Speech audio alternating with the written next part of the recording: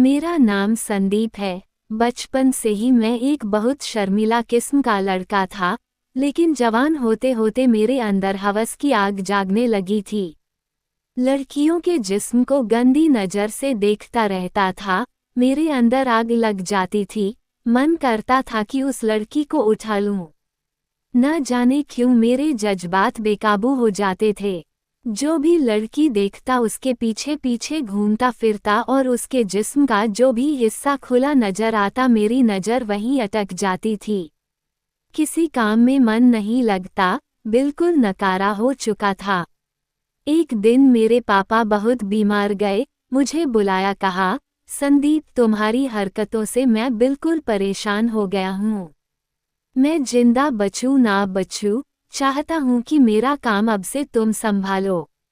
उन्होंने मुझे अपना वीडियो कैमरा दे दिया और कहा, आज के बाद तुम शादियों में वीडियो बनाओगे और हमारी दुकान में बैठोगे। मेरे पापा की तबीयत कुछ ज़्यादा ही खराब थी, जिस वजह से मजबूरन मुझे इस काम को हाथ लगाना पड़ा।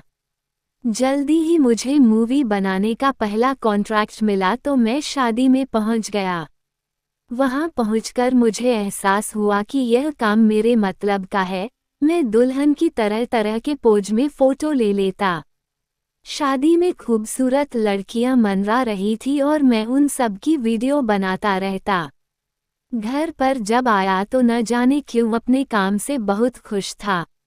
अब तो ये रोज का हो गया था। थोड़ा मेरा कॉन्फिडेंस बढ़ा तो मैं लड़कियों के दुपट्टे में हाथ लगा देता तो कभी किसी लड़की के रेशमी बाल में, पर मेरी हसरतें बढ़ती चली गई। मैं लड़कियों को रोमांटिक पोज देने को भी सिखाने लगा था। धीरे धीरे ऐसा हो गया कि पति से पहले ही मैं उन लड़कियों के शरीर को छू लेता था और फिर मेरे ख्यालों में वही लड़कियां रहती थी। मेरे पापा अभी बीमार थे लेकिन घर का खर्चा मैं चलाने लगा था। मेरे पापा ये देखकर खुश थे कि कम से कम मेरा किसी काम में मन लग गया। एक दिन शादी में गया हुआ था, वहां मुझे एक लड़की मिली। वह काफ़ी परेशान नजर आ रही थी। ऐसा लग रहा था कि वह शादी नहीं करना चाहती। मैं उसके वीडियो बनाने के बहाने उसे तरह तरह के पोस्ट दिखा रहा था। उसके हाथों गालों उसके चेहरे को छू रहा था। न जाने क्यों लड़की का हुस्न मुझे अपनी ओर आकर्षित करने लगा था। उसे नज़र भर देखते ही मैं बेकाबू होने लगा था, लेकिन फिर अपने आप को समझाने लगा, संदीप लड़की तेरी नहीं हो सकती, उसकी शादी हो रही है। उसके गुलाबी होठों को देखकर मन कर रहा था कि उसे चूम लूं। वो लड़की भी मेरे साथ शूटिंग करते करते धीरे धीरे खुलने लगी थी, लेकिन न जाने क्यों उसके चेहरे में एक उदासी नजर आ रही थी। मैंने पूछा, क्या बात है, क्या तुम इस शादी से खुश नहीं हो? उसने एक पल मेरी तरफ देखा, फिर उदासी भरी आंखों से मुझसे बोली, ऐसी कोई बात नहीं है, मैं बस थोड़ी नर्वस हूँ। उस लड़की की घबराहट की वजह मुझे बिल्कुल भी समझ नहीं आई, पर उसका दूधिया जिस्म मुझे बेकाबू कर रहा था। उस लड़की की शादी हो चुकी थी और ना जाने क्यों मन ही मन में उदास था। कभी सोचा ना था कि कभी किसी लड़की की शादी में जाकर उसी से दिल लगा बैठूंगा। खैर, उस लड़की को दिमाग से निकालने के लिए मैंने काम जारी रखा।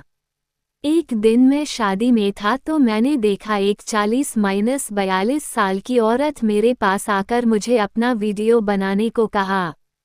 मैं उस औरत को हैरत भरी निगाहों से देखने लगा, फिर सोचा शायद दुल्हन की कोई रिलेटिव होगी, तो मैं उसका वीडियो बनाने लगा था। वो औरत ने बड़े अजीब से कपड़े पहन रखे थे। उसकी फ़ोटो शूट करने के बाद उसने कहा, तुम कब से काम कर रहे हो? मैंने कहा, मुझे 2 महीने हो गए हैं। फिर उसने पूछा, कितने पैसे कमा लेते हो? मैंने कहा, एक शादी के 2000 मिल जाते हैं। उसने कहा, क्या तुम मेरे साथ काम करना पसंद करोगे?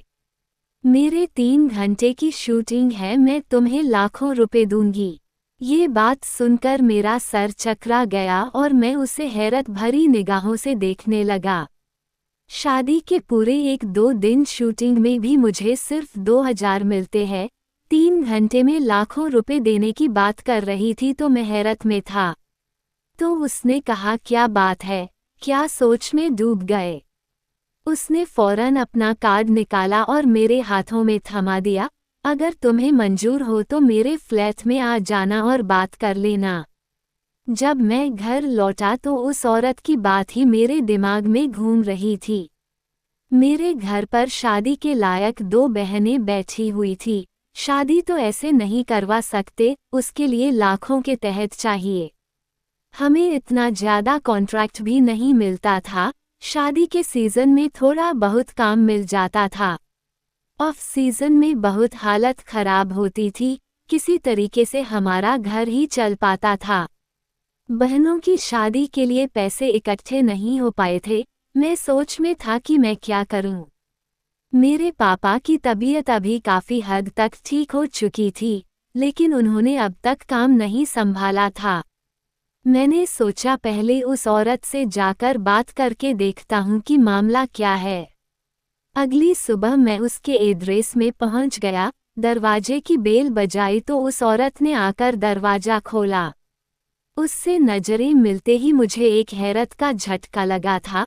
वह फोन पर किसी के साथ बात कर रही थी। मुझे देखकर मुस्कुराए और अंदर बुला लिया, कहा, सोफे में बैठ जाओ। वह मेरे सामने घूम घूम कर किसी से फोन पर बात कर रही थी और मैं सर से पांव तक उसे ताड़ रहा था। उसने एक बिल्कुल जालीदार मैक्सी पहन रखी थी और मेरी नज़र किसी एक्सरे मशीन की तरह उसके खुले हुए अंगों को देख रही थी। मेरे अंदर हवस जागने लगी थी। वो किसी हुस्न की देवी की तरह मेरे सामने टहल रही थी।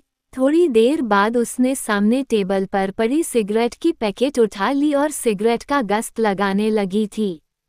उसको देखकर मेरे दिमाग में गंदे ख्याल आने लगे थे। मन ही मन सोच रहा था कहीं अपना खुद का कुछ ऐसा वैसा वीडियो तो नहीं बनवाना चाहती, क्योंकि लाखों रुपए देने की बात कर रही थी। बात खत्म करके वह मेरे सामने बैठ गई। कहा, मेरे साथ अगर काम करना चाहते हो तो तुम्हें 6 महीने का कॉन्ट्रैक्ट साइन करना पड़ेगा। तुम इस 6 महीने के दौरान किसी और के लिए काम नहीं कर सकते। ये सुनकर मुझे अपने कानों पर यकीन नहीं हो रहा था। मैं तो यहाँ पर पार्ट टाइम काम के इरादे से आया था, क्योंकि यह कह रही थी कि 3 घंटे का काम है। अभी 6 महीने के कॉन्ट्रैक्ट की बात क्यों कर रही है? मैं अपना दिमाग दोहराने लगा, क्योंकि शादियों के कॉन्ट्रैक्ट भी 1-2 दिन की ही होती है। मैं इतने लंबे टाइम के लिए किसी के साथ काम नहीं करना चाहता। 6 महीने के दौरान तो और भी शादियों के कॉन्ट्रैक्ट आएंगे और यह औरत मुझे कितने पैसे देगी? 6 महीने तक -3 लाख देगी तो इससे मेरा नुकसान हो जाएगा। वो मेरी तरफ मुस्कुरा कर ऐसे देखने लगी कि उसे समझ आ चुका था कि मैं इस कॉन्ट्रैक्ट के लिए हाँ कर दूंगा, जबकि मैं इस कॉन्ट्रैक्ट को ना करने वाला था। वो कुछ ज़्यादा ही कॉन्फिडेंट नजर आ रही थी। टेबल के नीचे से उसने चेकबुक निकाली, कहने लगी, इस काम के एडवांस मैं तुम्हें दे देती हूँ। चेकबुक में अमाउंट भरकर उसने चेक मेरे सामने रख दिया। जब मैंने वह अमाउंट देखी तो मेरे हैरत का ठिकाना ना रहा। मैं गौर से देखने लगा, उसमें 20 लाख रुपए लिखे थे और फिर मेरे सामने कॉन्ट्रैक्ट रख दिया और कहा, इसे साइन कर लो। 20 लाख रुपए देखकर मैंने भी बिना सोचे समझे उस चेक पर साइन कर दिया। इन पैसों के लिए मैं कोई भी काम करने को तैयार था, चाहे अच्छा काम हो या चाहे बुरा। मैं कोई साधु पुरुष नहीं। एक बार भी मेरे दिल में ये ख्याल नहीं आया कि यह कोई जाल हो या कोई दलदल हो जिसमें मैं फंस जाऊंगा। क्योंकि उसने पैसे एडवांस कहे थे, इसका मतलब और पैसे देने वाली है। यही वजह से मैं कॉन्ट्रैक्ट साइन करके उनके हाथों में थमा दिया और फिर अपने घर खुशी खुशी आ गया। आते ही मेरी माँ मेरे पास आई और कही, बेटा तेरी बहन को देखने के लिए आज लड़के वाले आए थे। मैंने कहा, फिर तुम इतनी परेशान नजर क्यों आ रही हो माँ? उसने कहा, लड़के ने तुम्हारी बहन को पसंद कर लिया और वह बहुत अच्छे घर का है और अच्छा कमाता है। मैं समझ चुका था कि मेरी माँ परेशान क्यों है। क्योंकि हमारे पास दहेज के लिए पैसे नहीं है। मेरी माँ ने कहा, मुझे लगा था 1 साल का वक्त मिल जाएगा तुम्हारी बहन के लिए दहेज इकट्ठे करने के लिए, पर वो लोग तो 3 महीने के अंदर शादी करवाना चाहते हैं। मैंने कहा, माँ मुझे एक बड़ा कॉन्ट्रैक्ट मिला है, आप चाहे तो शादी के लिए हाँ कर दे, पैसे का इंतजाम मैं कर दूंगा। मैं खुशी खुशी अपने पापा के पास चला गया और कहा, पापा बहन की शादी के लिए मुझे एक एक्स्ट्रा काम मिल गया है, इसलिए आप दुकान पर बैठ जाए और शादी वाला काम आप संभाल ले, मुझे कल से ही काम पर जाना है। उस औरत ने मुझे वह एड्रेस समझा दिया था जहां मुझे कल जाना था। मैं इस बात से बिल्कुल बेखबर था कि मुझे क्या काम करना है। मेरे पापा दुकान में चले गए थे और मैं दोपहर करीब 2 बजे उस फ्लैट पर पहुंच गया। वो औरत शायद मेरा ही इंतजार कर रही थी। कहने लगी, संदीप तुम बिल्कुल सही समय पर पहुंचे हो, सब रेडी है, अब आ जाओ अंदर। मुझे एक कमरे के अंदर लेकर आए। जैसे ही मैंने उस कमरे के अंदर कदम रखा, मेरे पैरों तले से जमीन निकल गई। मैं तुरंत घबराकर कमरे से बाहर निकल आया। वह औरत भी पीछे पीछे आ गई और कहने लगी, तुम यूं बाहर क्यों चले आए? मैंने कहा, मैं अंदर नहीं रह सकता था, यह मुझे आप कहाँ लेकर आ गई है? ये काम कर पाना मेरे लिए नामुमकिन है। उसने कहा, अगर तुमने ये काम नहीं किया तो कॉन्ट्रैक्ट के हिसाब से तुम्हें इसके डबल पैसे मुझे देने पड़ेंगे।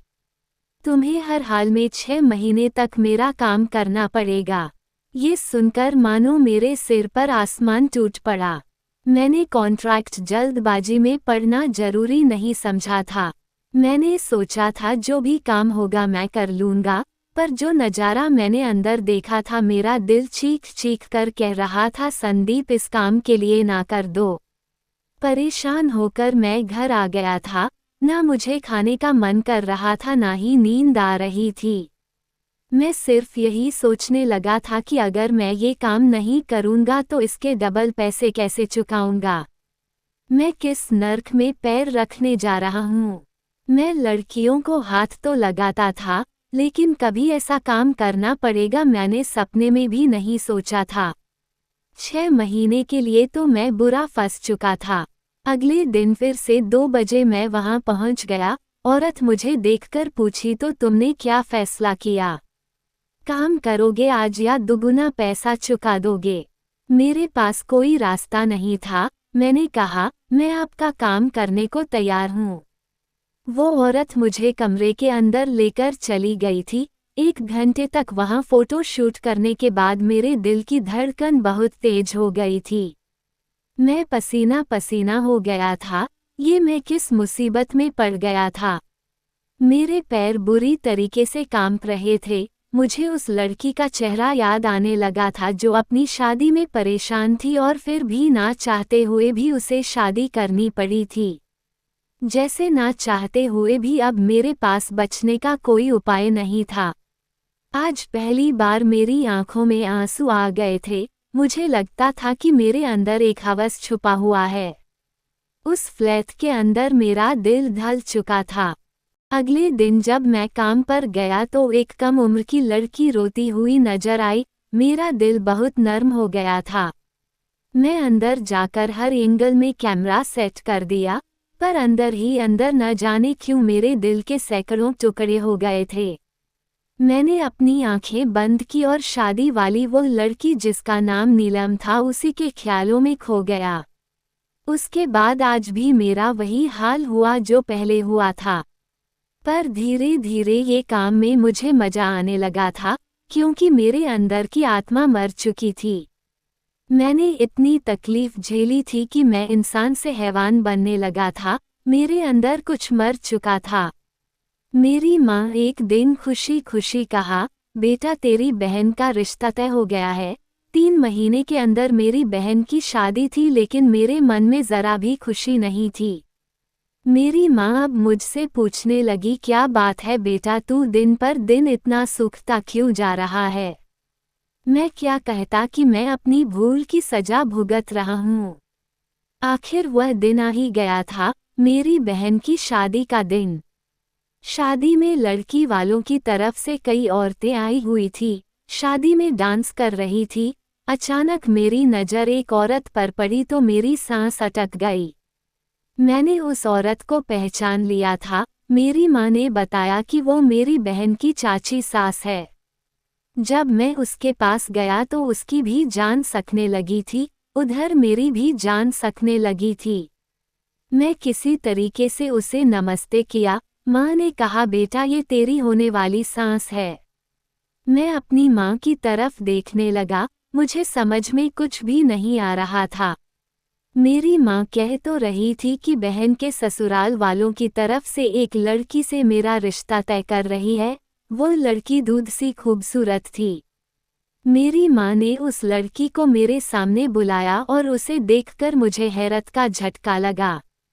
वो लड़की कोई और नहीं बल्कि नीलम थी, जिसकी शादी में मैंने वीडियो बनाई थी, जिसे पाने की हसरत मेरे मन में इस कदर छा गई थी कि महीनों से उसके बारे में सोचता रहा। पर मैं यही सोच रहा था कि इसकी शादी तो हो चुकी है, फिर ये लड़की दोबारा शादी कैसे कर सकती है। मेरी माँ ने कहा कि तुम दोनों आपस में बात कर लो। मेरी माँ चली गई और उसकी माँ एक गंदी मुस्कुराहट देकर मेरी तरफ देखने लगी थी। मेरी जान निकली जा रही थी। जब वह चली गई तो मैंने कहा, नीलम तुम्हारी तो शादी हो चुकी है, क्या हुआ? ये बात सुनकर वह घबरा सी गई, कुछ भी नहीं कह रही थी, बस सर झुकाए चुपचाप खड़ी थी। मैं कुछ समझ नहीं पा रहा था कि आखिर हुआ क्या। मैंने कहा, नीलम घबराओ मत, जो भी हुआ है मुझे बताओ। उसने कहा, मेरे पति ने मुझे तलाक देकर घर से निकाल दिया। ये बात सुनकर मुझे बहुत दुख पहुंचा था, क्योंकि लड़की बहुत ही खूबसूरत थी और काफ़ी सुशील भी थी। मैं सोचने लगा काश मैंने नीलम से शादी कर ली होती, पर अब वह मुझे मिलने जा रही थी। मेरी परेशानी नीलम नहीं बल्कि नीलम की माँ थी। नीलम मुझसे बात करने को कतरा रही थी। अचानक उसने अजीब सा सवाल पूछा, कहा, संदीप तुम भी मुझे तलाक तो नहीं दे दोगे ना? अगर ऐसा है तो मुझसे शादी के लिए इनकार कर दो, मैं तुम पर बोझ नहीं बनना चाहती। मुझे सच्चाई तक पहुंचना था कि आखिर नीलम का तलाक क्यों हुआ। मैं नीलम से नज़दीकियां बढ़ाने लगा था, उसे अपने दिल की बात पूछने लगा था। एक दिन फ़ोन पर मैंने कहा, नीलम तुम मुझे बहुत पसंद हो और मैं तुमसे हर हाल में शादी करूँगा, बस मैं सच्चाई जानना चाहता हूँ, आखिर तुम जैसी खूबसूरत औरत को किसी ने क्यों तलाक दे दिया? पर वह मेरे साथ बिल्कुल भी नहीं खुल रही थी। अचानक मेरे मुंह से निकल गया कि कहीं तुम्हारी माँ की वजह से तो नहीं। ये सुनते ही वह बहुत घबरा गई और फ़ोन काट दिया। मैंने दोबारा से फ़ोन किया पर उसने फ़ोन नहीं उठाया। इसी तरह से मेरे 6 महीने का कॉन्ट्रैक्ट पूरा होने वाला था। आज मेरा आखिरी दिन था। मैंने सोच लिया था कि मैं अब ये काम नहीं करूँगा और अगली बार से कोई भी कॉन्ट्रैक्ट साइन करने से पहले मैं अच्छे से पढ़ूँगा। आज जब मैं अंदर आया तो कमरे के अंदर 3 औरतें शामिल थीं, अंदर पहले से ही मौजूद थी। मैंने कैमरा सेट किया और वो औरतें गंदे गंदे पोज देने लगी थी। मैं उनकी वीडियो बनाने लगा था। मेरे हाथ कांप रहे थे क्योंकि इसके बाद जो होने वाला था वह मुझे बर्दाश्त करना था, एक आखिरी बार के लिए। धीरे धीरे औरत अपने उतारने लगी और मेरे सामने पोस्ट देने लगी थी। सब कुछ हो जाने के बाद उसने कहा कि कैमरा बंद कर दो। मैंने अपनी सारी रिकॉर्डिंग बंद कर दी। फिर वह तीनों औरतें बड़ी हसरत भरी निगाह से मेरी तरफ देखने लगी थी और मेरे साथ गंदी हरकतें करने लगी थी। एक मोटी सी औरत कही, मुझे खुश कर दो। उन लोगों ने ताकत की गोली मुझे खिला दी और उसके बाद मुझे उनके साथ वो करना पड़ा, जिसे करते करते मेरी आत्मा मर चुकी थी। हर रोज अमीर और प्यासी औरतें फ्लैट में आ जाती, मुझसे गंदी गंदी फोटो और वीडियो निकलवाती और जब सब हो जाता उसके बाद मेरे साथ मेरे जिस्म को नोचती और मुझे उन औरतों को तब तक खुश करना पड़ता जब तक उनकी आत्मा तृप्त नहीं हो जाती। ऐसे ही एक दिन मेरा सामना नीलम की माँ से हुआ था। नीलम की माँ ने भी अपनी प्यास मिटाने के लिए मेरा इस्तेमाल किया था। मैंने इस बारे में नीलम से बात करनी चाहिए तो उसने मुझसे बात करना ही छोड़ दिया था। मैं समझ चुका था शायद यही वजह रही होगी कि नीलम के पति ने उसे तलाक दे दिया। उसकी माँ की कोई गंदी तस्वीर उसके पति के हाथ लग गई हो और उसे नीलम पर भी शक हुआ हो। यहाँ से कॉन्ट्रैक्ट खत्म होने के बाद मैंने नीलम को मिलने के लिए बुलाया और जब मैं इस बार उसकी माँ के बारे में पूछा और उस पर जोर डाला तो उसने सारा सच बता दिया। वो बहुत रो रही थी और कहा, मैंने कभी सपने में भी नहीं सोचा था कि मेरी माँ ये सब काम करेगी। मेरी माँ मेरे पापा के गुजर जाने के बाद से ये सब काम करती है। पर तुम्हें कैसे पता चला? मैं क्या कहता कि मैं क्या काम करता हूँ और मेरे साथ इन 6 महीनों में क्या क्या हो चुका है। मैंने नीलम को उसका कोई जवाब नहीं दिया, बस इतना कहा कि मैं तुमसे शादी के लिए तैयार हूँ। जब शादी के लिए हम नीलम के घर पर गए तो उसकी माँ ने मुझे अकेले में बुलाया, कहा, अपनी बेटी का हाथ तुम्हारे हाथ में देने को तैयार हूँ, पर मेरी एक शर्त है। मैं उसकी तरफ देखने लगा और सोचा शायद वह अपनी सच्चाई दुनिया से छिपाने को कहेगी, पर उसने जो बात कही वह सुनते ही मेरा कलेजा हाथ में आ गया था। कहा, तुम्हें मेरी बेटी के साथ साथ मुझे भी खुश करना पड़ेगा। मेरी आंखों में आंसू आ गए थे।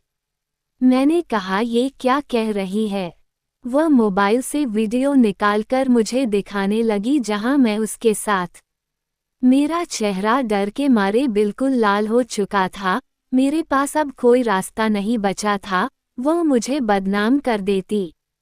वो औरत बहुत चालाक थी और मैं उसकी जाल में फंस गया। नीलम को पाने के चक्कर में मुझे उसकी माँ की बात माननी पड़ी थी। शादी के 3 साल तक उसकी माँ को खुश करना पड़ा, लेकिन पाप का घड़ा एक ना एक दिन भर जाता है। उसकी माँ को एक ऐसी बीमारी लग गई जो कभी ठीक नहीं होने वाली थी। 6 महीने के बाद वह गुजर गई और उनकी मौत के साथ वह राज भी हमेशा के लिए दफन हो गया था, जिस राज को छुपाने के लिए मैं उसके जाल में फंस गया था। नीलम को मेरे बारे में मैंने कभी भी सच्चाई नहीं बताई थी, क्योंकि मेरे साथ जो कुछ भी हुआ था वह गलत था, जिसे मैंने सीने में दफन करना ही सही समझा। मैं हमेशा से सही करना चाहता था, पर हालात के मारे मुझे ये सब करना पड़ा।